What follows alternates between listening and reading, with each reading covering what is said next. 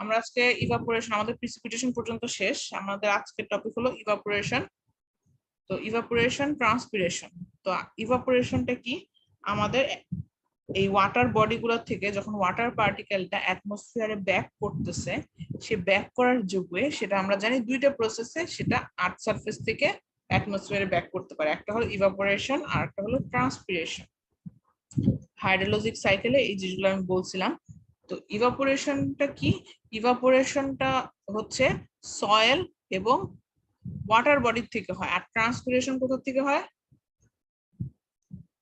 Plant body থেকে বা plant থেকে হয় ট্রান্সপিরেশন। তো আমরা ট্রান্সপিরেশনটাও দেখবো, বাট আজকে শুধুমাত্র ইভাপোরেশন নিয়ে কথাবার্তা বলবো। তো ইভাপোরেশনটা হচ্ছে ওয়াটার বডি এবং সয়েল সারফেস থেকে।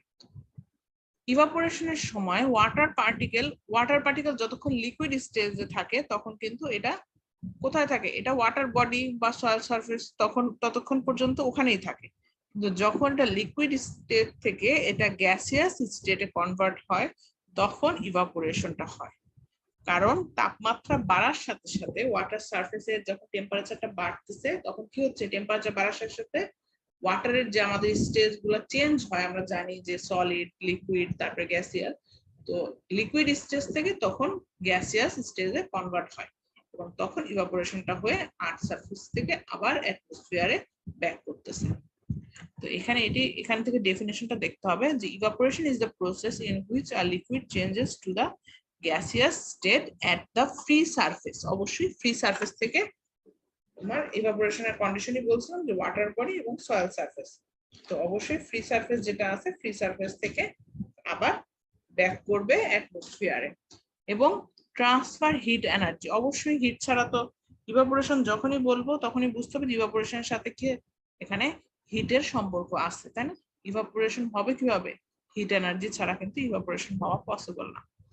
তো একটা যদি ওয়াটার বডি পন্ড হিসেবে এখানে কনসিডার করা হচ্ছে, সেখানে বলা আছে যে molecules of water are in constant motion. একটা নদীর পানি বা একটা পুকুরের পানি সব সময় কিন্তু একটা বহমান অবস্থায় থাকে। তো প্রত্যেকটা পার্টিকেলের মধ্যেই ভেলোসিটি থাকে। কখনো ভেলোসিটি বাড়ে তখন স্রোত হয়ে এক জায়গা থেকে অন্য জায়গায় যায়, কখনো ভেলোসিটি কম থাকে তখন স্টেবল অবস্থায় থাকে। কিন্তু নদীর পানি কিন্তু সবসময় প্রত্যেকটা মলিকুল একটা কনস্ট্যান্ট একটা ভেলোসিটি ক্যারি করে। তো যখন এই ভেলোসিটিটা বাড়ে তখন কি হয়? যখন ভেলোসিটি বাড়ে তখন আস্তে আস্তে এই পানির যে মলিকুলগুলোর মধ্যে সাফিসিয়েন্ট কাইনেটিক এনার্জি জেনারেট হয়।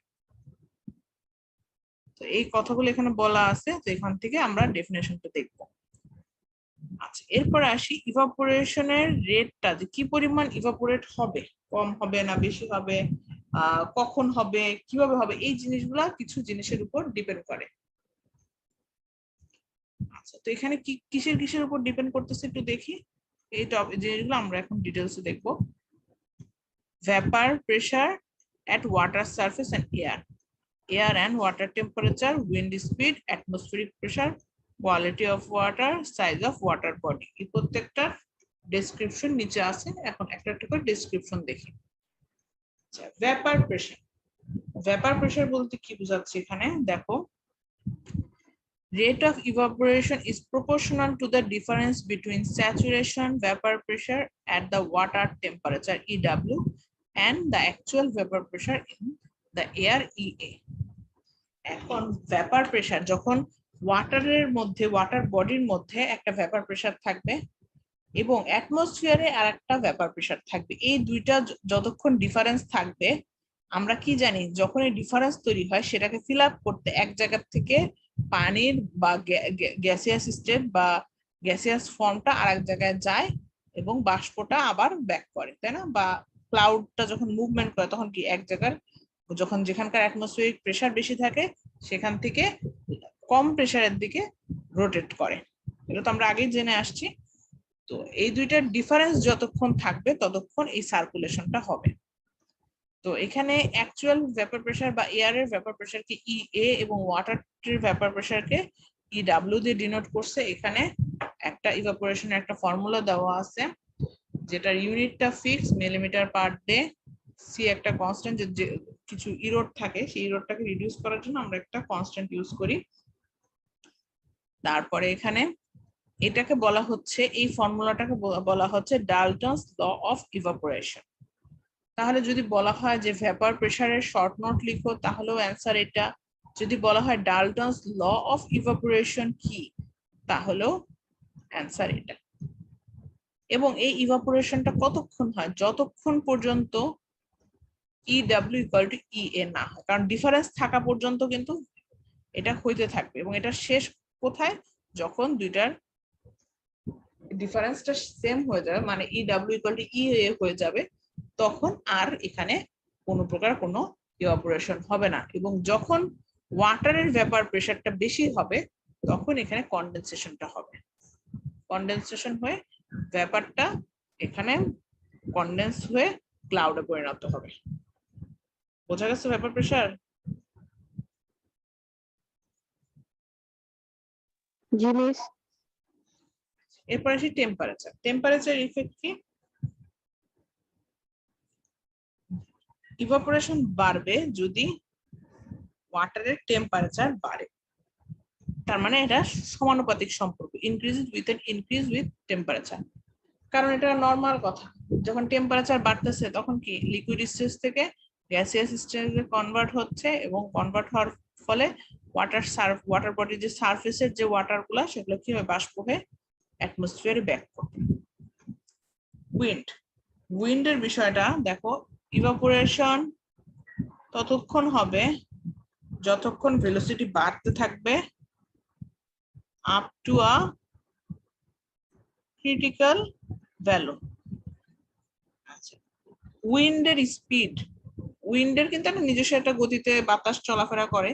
তো যতক্ষণ পর্যন্ত ক্রিটিক্যাল একটা ভ্যালু, মানে ধরো যে প্রত্যেকটার একটা ইকুইলিব্রিয়াম কন্ডিশন আছে, তো ক্রিটিক্যাল ভ্যালু পর্যন্ত এই উইন্ড ভেলোসিটির সাথে সাথে ইভাপোরেশন বাড়বে। বাট সার্টেন ক্রিটিক্যাল ভ্যালুতে পৌঁছানোর পর এরপরে যদি ভেলোসিটি বাড়ে, তখন আর ইভাপোরেশন হবে না। কারণ কি বলি, যখন উইন্ডের স্পিড অত্যাধিক পরিমাণে থাকে, তখন কি আর এটা নর্মাল অবস্থা নাকি স্টর্মের অবস্থা? যখন উইন্ডের স্পিড যখন অনেক বেশি থাকে, তখন কিন্তু ধরে নিই যে কোনো ন্যাচারাল ক্যালামিটিস আসতেছে বা ঝড় তুফান হচ্ছে, তখন কিন্তু সূর্যরশ্মি থাকে না। কারণ শুধুমাত্র এক উইন্ডে কিন্তু ইভাপোরেশন হবে না, উইন্ড লাগবে, সাথে অ্যাটমসফিয়ারিক প্রেসার লাগবে, এবং টেম্পারেচার একটা মেজর ফ্যাক্ট। টেম্পারেচার তো অবশ্যই লাগবে। যখন ঝড় তুফান হয় তখন কিন্তু সূর্যরশ্মিটা ওরকম পরিমাণে বা সূর্যের টেম্পারেচারটা ওরকম পরিমাণে আর্থ সারফেসে আসে না। এই জন্য ক্রিটিক্যাল ভ্যালু একটা পর্যন্ত পৌঁছানো পর্যন্ত ইভাপোরেশন বাড়বে ভেলোসিটির সাথে সাথে, কিন্তু ক্রিটিক্যাল ভ্যালু ক্রস করে ফেললে তখন আর কোনো ইফেক্ট ফেলে না, ভেলোসিটিটা কোনো ইফেক্ট ফেলে না ইভাপোরেশনে। কারণ তখন ইভাপোরেশন হয় না, তখন একটা ঝড় তুফান এরকম একটা স্টর্ম বা ন্যাচারাল ক্যালামিটিস এর দিকে কনভার্ট হয়। এরপর আসি অ্যাটমসফিয়ারিক প্রেসার। অ্যাটমসফিয়ারিক প্রেসারের যে বিষয়টা বলা হচ্ছে যে ডিক্রিজ, ইভাপোরেশন বাড়বে যদি অ্যাটমসফিয়ার প্রেসার কমে। ইন হাই অল্টিটিউড, আমাদের অল্টিটিউড তারপর ল্যাটিটিউড, এই টার্মগুলোর সাথে আমরা পরিচিত। তো অল্টিটিউড, যখন আমরা বেশি অল্টিটিউডের দিকে যাব, তখন দেখা যাবে যে ইভাপোরেশন বাড়বে যদি ব্যারোমেট্রিক প্রেসার বা অ্যাটমসফিয়ারিক প্রেসারটা যদি কমে। এরপর আসি সলিউবল সল্ট।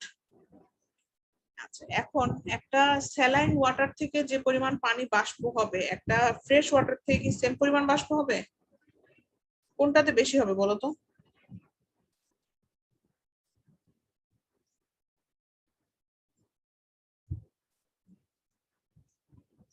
কোন টাইপসের ইয়ের থেকে বেশি বাষ্প হবে ওয়াটার বডির থেকে?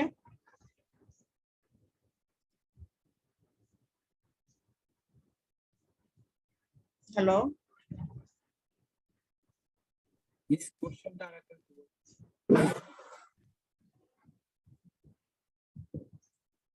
তোমরা রেসপন্স করো না কেন? তোমরা কি ক্লাসে আসো? জি মিস। তাহলে অ্যান্সার দিতে পারছো না কেন? কোশ্চেনটা আরেকবার, মানে কোশ্চেনটা যদি স্যালাইন ওয়াটার এবং ফ্রেশ ওয়াটার দুইটার মধ্যে থেকে কোন ওয়াটার বডি থেকে ইভাপোরেশন বেশি হবে? Miss land water. আচ্ছা, একজন বলছে স্যালাইন ওয়াটার, আর কেউ কিছু বলবা? Ma'am fresh water. Miss fresh water. আচ্ছা ফ্রেশ ওয়াটার থেকে কেন ইভাপোরেশন বেশি হবে? কারণ মিস ওইখানে ডেনসিটি কম মিস, ওই যে ওয়াটারের ডেনসিটি ডেনসিটি কম, রাইট। ওয়াটারের স্যালাইন ওয়াটারে কিন্তু ওয়াটারের মানে যখন একটা আরেকটা পার্টিকেল সলিউবল অবস্থায় থাকবে তখন কিন্তু পানির ডেনসিটি, অরিজিনাল পানির ডেনসিটি থাকবে না, তখন পানির ডেনসিটি কিন্তু চেঞ্জ হয়ে যাবে। তো এটাই হলো কথা যে আমাদের স্যালাইন ওয়াটার এবং ফ্রেশ ওয়াটারের মধ্যে ফ্রেশ ওয়াটারের ইভাপোরেশনটা বেশি হবে।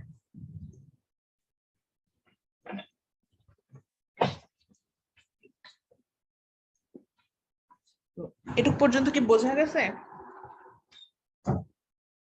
এরপর সেই হিট স্টোরেজ, এবং দেখা যায় যে 2 থেকে 3% কম হয় ফ্রেশ ওয়াটার থেকে স্যালাইন ওয়াটারের যে ইভাপোরেশনটা, সেটা 2 থেকে 3% কম হয়। আচ্ছা এরপরে সেই heat storage in water bodies. একটা শ্যালো ওয়াটার এবং একটা ডিপ ওয়াটার বডি, কোনটার থেকে ইভাপোরেশন বেশি হবে?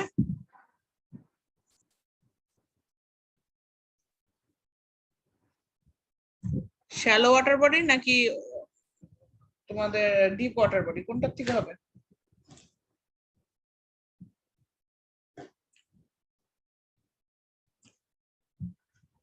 অবশ্যই শ্যালো ওয়াটার বডি থেকে হিট মানে হিট ট্রান্সফারটা বেশি হবে, কারণ ছোট একটা ওয়াটার বডিতে কি হবে, টেম্পারেচার সানলাইট আসার সাথে সাথে দেখা যাবে যে পুরা সারফেস ওয়াটার যে সারফেসটা আছে ওয়াটার সারফেসটা তখন হিট পাচ্ছে এবং সেখান থেকে ইভাপোরেশন হচ্ছে। কিন্তু একটা ডিপ লেক বা একটা ডিপ ওয়াটার বডি কিন্তু মানে হিট স্টোরেজ হতে বেশি সময় লাগে। তো শ্যালো ওয়াটার বডিতে তুলনামূলক ইভাপোরেশনটা বেশি হবে। এরপর আসি ইভাপোরিমিটার। ইভাপোরিমিটারটা আসলে কি? ইভাপোরিমিটার হলো আমরা এই যে এক্সপেরিমেন্ট গুলা করতেছি, ধরো যে তোমরা হাইড্রোলজিক সাইকেলে দেখছো ইভাপোরেশনের ডাটা গুলা দেওয়া থাকে, ইভাপোরেশন এত মিলিমিটার, ট্রান্সপিরেশন এত মিলিমিটার, এগুলা কিন্তু বলা থাকে। এগুলা কিন্তু কোনো অ্যাজিউম ভ্যালু না, এগুলা কিন্তু টেস্ট করে দেন মেজার করে এই ভ্যালু গুলো আসছে। তো এই ভ্যালু গুলো কিভাবে আমরা পাচ্ছি? অবশ্যই এক্সপেরিমেন্টের কোনো ওয়ে আছে। তো ইভাপোরিমিটার হলো গা সেই ওয়ে। ইভাপোরিমিটারটা দিয়ে আমরা আসলে ইভাপোরেশনটা মেজারমেন্ট করে থাকি, এবং এটার ইভাপোরেশন এস্টিমেশন অফ ইভাপোরেশন এটা কেন জরুরি? সেটা হলো hydrologic problem associated with planning and operation of reservoir and irrigation system. Hydrologic যে প্রবলেম গুলো আছে সেগুলো সলভ করার জন্য, এবং এই যে ইরিগেশনে কতটুকু পানি লাগবে, ধরো যে তুমি একটা গাছ লাগাইছো, এখন গাছে তুমি দিনে কয়বার পানি দিবা, একবার নাকি দুইবার, সেটা কিন্তু ডিপেন্ড করবে তোমার গাছ থেকে কতটুকু ইভাপোরেশনের মধ্যে পানিটা চলে যাচ্ছে বা পানির অ্যাবজর্পশন কতটুকু হচ্ছে। এখন তোমার যদি ইভাপোরেশনটা তোমার যদি গাছটা যদি সানলাইটে বেশি এক্সপোজ থাকে, তার মানে কি ওখানে বেশি ইভাপোরেশন হবে।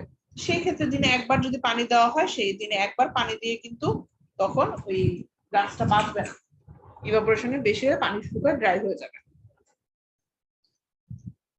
তো এই কারণে আমাদের এই ইভাপোরেশন ইরিগেশন সিস্টেমের জন্য ইভাপোরেশন রেটটা আমাদের জানাটা জরুরি। আর এখানে ইভাপোরেশনের মাধ্যমে কি কি এস্টিমেশন, মানে ইভাপোরেশন এই ওয়াটার ইভাপোরেশন কতটুকু হচ্ছে সেটা এস্টিমেটেড করা যায় কি কি ওয়েতে? এক নাম্বার হলো using evaporimeter data, empirical evaporation equation এবং অ্যানালিটিক্যাল মেথড। এই তিনটা ওয়েতে আমরা এখানে মেজারমেন্ট করে থাকি।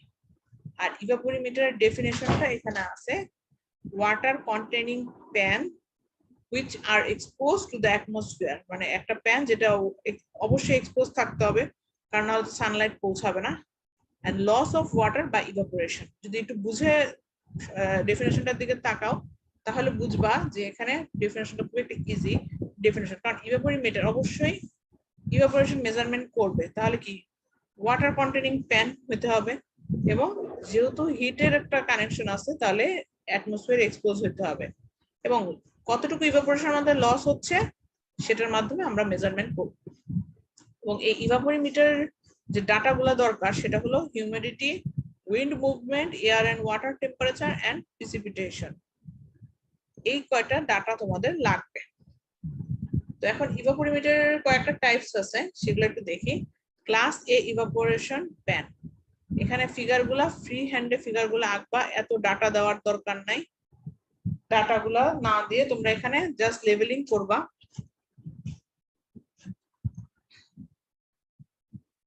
এটাকে বলা হয় স্টিলিং ওয়েল।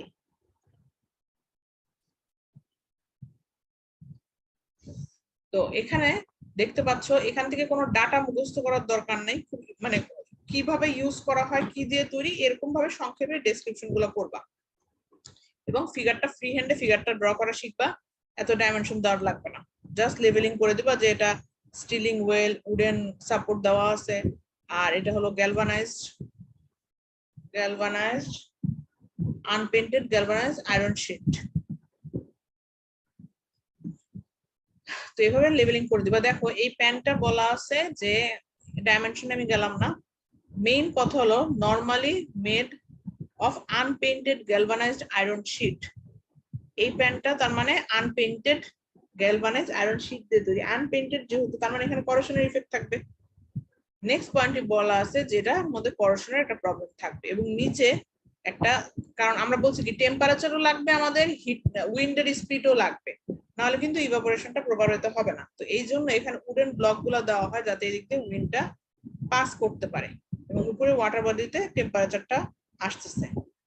তো এই কারণে 15 মিটার হাইটে এখানে ফ্রি সার্কুলেশনের জন্য উডেন একটা প্ল্যাটফর্ম দেওয়া হয় এবং এখানে ডেপথ অফ ওয়াটার মেজারমেন্ট করা হয় স্টিলিং ওয়েলে। এখানে একটা হুক গজ থাকে, ঠিক আছে। তো এখান থেকে এই ডেসক্রিপশনটুকু দেখলাম। এরপরটা হলো আরেকটু ডেভেলপ আইএসআই স্ট্যান্ডার্ড প্যান। এই প্যানটা আবার কি দিয়ে তৈরি দেখো, এই প্যানটা আবার made of copper sheet 0.9 millimetre thickness and painted white outside. তার মানে এইটার চেয়ে এটা তুলনামূলক বেটার। এটা আয়রন শিট ইউজ করা হয়েছিল, এটা কপার শিট এবং এটা পেইন্টেড, তার মানে করোশনের ইফেক্টটা এখানে আর সমস্যা হবে না। এবং এখানে কিভাবে মেজার করা হয়, এখানে একটা ফিক্সড পয়েন্ট গজ থাকে, দেখতে পাচ্ছ এখানে একটা ফিক্সড পয়েন্ট গজ থাকে যেটার মাধ্যমে আমরা মেজার করতে পারবো যে কতটুকু ইভাপোরেশন হচ্ছে। আচ্ছা, তো এখানে এবং এখানে আরেকটা কথা বলা আছে, এখানে একটা হেক্সাগোনাল ওয়্যার ম্যাশ, মানে একটা এমন একটা নেটের যে একটা জালি সেটা দিয়ে ঢেকে দেওয়া হয়। কারণ ঢাকনা না দিলে যেটা হয়, আমরা চাচ্ছি শুধুমাত্র ইভাপোরেশনে কতটুকু পানি লস হচ্ছে সেটা। এখন পানি যখন ওয়াটার বডিটা ওপেন থাকবে তখন দেখা যাবে পশু পাখি ওখান থেকে পানি খাচ্ছে, তাহলে আমরা প্রপার অ্যামাউন্টের কতটুকু ইভাপোরেশনের লস হচ্ছে সেটা পাবো না। এখানেও এত ডাটার দরকার নেই, সিম্পল ওয়েতে ফিগারটা শিখবা।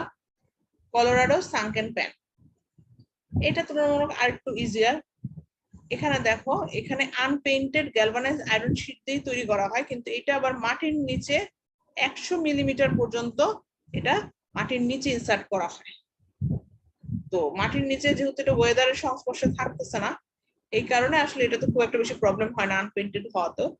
এবং এটার অ্যাডভান্টেজ হলো রেডিয়েশন এবং অ্যারোডাইনামিক্স ক্যারেক্টারিস্টিক্স এর থেকে, মানে লেক থেকে লেকে কোনো প্রকার কোনো আদার্স যদি সানলাইট সূর্য রশ্মি থেকে কোনো রেডিয়েশন আসে সেগুলোর কোনো প্রভাব পড়তেছে না। এবং ডিসঅ্যাডভান্টেজ হলো যেহেতু এটা মাটির নিচে ইনসার্ট করতে হচ্ছে, অবশ্যই কস্ট ইফেক্টিভ, এবং এখানে যদি ইনসার্টের পর কোনো ময়লা আবর্জনা পড়ে তাহলে সেক্ষেত্রে পানির ডেনসিটিটা পানির লেভেলটা চেঞ্জ হয়ে যাবে এবং লিকেজ থাকলেও সেটাও ডিটেক্ট করা ডিফিকাল্ট হবে। তো এখান থেকে অ্যাডভান্টেজ ডিসঅ্যাডভান্টেজ এবং কি দিয়ে তৈরি সেটা দেখতে হবে, সাথে ফিগারটা দেখবা। এরপরে লাস্ট যেটা সেটা হলো US geological survey floating pan. তুলনামূলক সবগুলোর চেয়ে এটা একটু বেটার, কারণ হলো এটা লার্জ ওয়াটার বডির জন্য এটা মেজার করা হয়। বাকিগুলো সবগুলোই কিন্তু কোনোটাই বলা ছিল না লার্জ ওয়াটার বডির জন্য, শুধুমাত্র এটা লার্জ ওয়াটার বডির জন্য মেজার করা হয়। এবং ফ্লোটিং প্যান বলতে বুঝতেই পারতেছো এখানে ফ্লোটিং একটা চেম্বার থাকবে। তো drum float in the middle of the raft. এখানে ফুল যে এখানে ফিগারটা নাই, এখানে যে মেজারিং ডিভাইস সেটার মাঝখানে যে ড্রামটা থাকে সেই ড্রামটা ফ্লোটিং অবস্থায় থাকে এবং ইনস্টলেশন কস্ট এটা তুলনামূলক বেশি। ঠিক আছে, তো এখান থেকে এই শর্ট নোট গুলো এখান থেকে দেখবা। এটা পর্যন্ত কি বুঝতে পারছো? জি মিস। এরপরে আসি লাস্ট টপিক আমাদের আজকে, প্যান কোফিশিয়েন্ট খুবই ইম্পর্টেন্ট একটা টপিক। প্যান কোফিশিয়েন্ট, তোমাদের প্যান কোফিশিয়েন্টের ডেফিনেশন আসলে তোমাদের দেখা যায় যে ডেফিনেশনটা এখানেই আছে, কিন্তু জিনিসটা একটু মানে খুব ভালো মতন করে লেখা নাই দেখে তোমরা এটা পড়োই না এবং ইগনোর করো। আগে প্যান কোফিশিয়েন্ট কি সেই জিনিসটা দেখে, এই যে মেজারমেন্ট করছি ইভাপোরিমিটার দিয়ে, তো এখানে ইরোর কিন্তু থাকতেই পারে। তো ইরোরটাকে রিডিউস করার জন্য বা কারেক্ট করার জন্য আমরা প্যান কোফিশিয়েন্ট ইউজ করি। প্যান কোফিশিয়েন্টের ডেফিনেশন যদি আসে, the evaporation observed from a pan to be corrected to get the evaporation from a lake under similar climatic and exposure conditions. Thus, a coefficient is introduced as lake evaporation equal to Cp into pan coefficient. তারপরে this is called এই লাইনটা খালি লেখা নাই দেখে তোমরা pan কোফিশিয়েন্টের ডেফিনেশনটা চোখেই দেখো না এবং পরীক্ষা আসলেও লিখতে পারো না। This is called pan coefficient. Pan coefficient কি আসে তাহলে অবশ্যই এতটুকু তোমাদের লিখতে হবে। তো pan coefficient এটা আসলে কি বুঝাইছে, যে ইভাপোরেশনের সময় সেম মানে ক্লাইমেটিক এবং এক্সপোজার কন্ডিশন, বুঝতেছি যে দুই জায়গায় সেম ডাটা আসার কথা, বাট কোনো কারণে ইরোর আসতেছে, তো সেই ইরোরটাকে অবজার্ভ করার জন্য আসলে pan coefficient ইউজ করা হয়, এটাকে সিপি দ্বারা ডিনোট করা হয়। তো pan coefficient এর এখানে কিছু ড্রব্যাকস আছে। যদি বলে ড্রব্যাকস কি, তাহলে এই তিনটা পয়েন্ট। যদি বলা হয় কেন আমরা প্যান কোফিশিয়েন্ট ইউজ করি, তাহলে এই তিনটা পয়েন্ট। প্যান কোফিশিয়েন্ট কত মার্কসের জন্য আসে সেটা দেখে ডেফিনেশন সহ এই পয়েন্ট তিনটা অ্যাড করবা। খুবই একটা ইম্পর্টেন্ট টপিক এই প্যান কোফিশিয়েন্টটা, ঠিক আছে? এখন আসো প্যান কোফিশিয়েন্ট আসলে কি জিনিস সেটা একটু দেখি। Differ in heat storing capacity and heat transfer from sides and bottom. দেখো একটা ওয়াটার বডির সাইড থেকে যে পরিমাণ ইভাপোরেশন হবে, বটম থেকে কি সেম পরিমাণ ইভাপোরেশন হবে? হিটটা কোথায় বেশি পাবে বলো তো?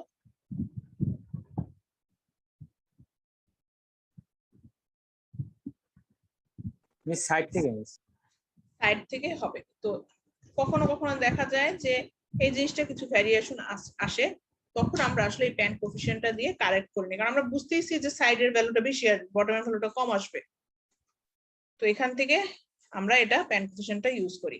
এরপরে পয়েন্ট দেখো, হাইট অফ রিম। রিম হলো এই যে ব্যারেল বা এই যে ইউজ করতেছি এই ওয়াটার বডির সাইডের যে আউটার যে সারফেস বা পরিধি বরাবর যে সারফেসটা থাকে সেটাকে বলা হয় রিম। তো সাইডের যে বাউন্ডারিটা থাকে, অনেক সময় দেখা যায় যে বুঝতেছি যে সাইডের স্লো মানে সাইড থেকে ইভাপোরেশনটা বেশি হবে, কিন্তু রিম গুলা এতটাই উঁচু থাকে যে হিটটা প্রপার ওয়েতে ওয়াটার সারফেসে লাগতে পারে না। এই কারণে যে অ্যামাউন্টের ইভাপোরেশন হওয়ার কথা সেই অ্যামাউন্টে ইভাপোরেশন হয় না। আর প্যান ম্যাটেরিয়াল অবশ্যই দেখতেছো যে গ্যালভানাইজ আয়রন শিট থেকে যে পরিমাণ ইভাপোরেশন মানে হিটটা আসবে, হিটের কারণে ইভাপোরেশন হবে, কপার শিটে সেম পরিমাণ হবে না। তো এই যে ম্যাটেরিয়াল গুলো চেঞ্জ হচ্ছে, ম্যাটেরিয়াল গুলো চেঞ্জ হওয়ার সাথে সাথে কিন্তু এই প্যান কোফিশিয়েন্টটাও চেঞ্জ হবে।